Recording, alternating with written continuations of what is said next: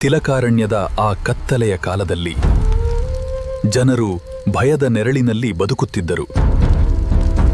ದುರ್ಗದತ್ತ ಮತ್ತು ಧುಮುಕ್ಷ ಎಂಬ ಕ್ರೂರ ಶಕ್ತಿಗಳು ಋಷಿ ಮುನಿಗಳ ತಪಸ್ಸನ್ನ ಭಂಗಗೊಳಿಸುತ್ತಿದ್ದವು. ಭಯಗೊಂಡ ದೇವತೆಗಳು ಆದಿಶಕ್ತಿಯನ್ನ ಪ್ರಾರ್ಥಿಸಿದರು. ಆಗ ಆದಿಶಕ್ತಿ ಉಗ್ರ ರೂಪ ತಾಳಿ ತಿಲಕಾರಣ್ಯದಲ್ಲಿ ಅವತರಿಸಿದಳು. ಭಯಾನಕ ಯುದ್ಧದಲ್ಲಿ ದೇವಿ ದುಷ್ಟ ಶಕ್ತಿಗಳನ್ನ ಸಂಹರಿಸಿದಳು.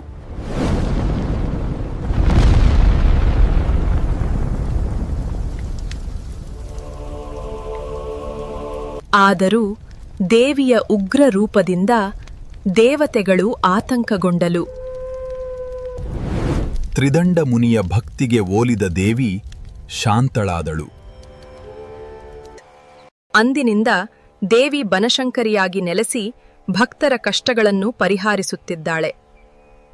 ಬನಶಂಕರಿ ದೇವಾಲಯದ ಗರ್ಭಗುಡಿಯು ದ್ರಾವಿಡ ಶೈಲಿಯ ವಾಸ್ತುಶಿಲ್ಪ ಮತ್ತು ಭಕ್ತಿಯ ಅದ್ಭುತ ಸಂಕೇತವಾಗಿದೆ. ಬಾದಾಮಿಯ ಬನಶಂಕರಿ ದೇವಾಲಯದ ಪವಿತ್ರ ತೀರ್ಥಕೆರೆಯು ಪ್ರಾಚೀನ ದ್ರಾವಿಡ ಶೈಲಿಯ ವಾಸ್ತುಶಿಲ್ಪದ ಅದ್ಭುತ ಸೌಂದರ್ಯವನ್ನ ಪ್ರತಿಬಿಂಬಿಸುತ್ತದೆ.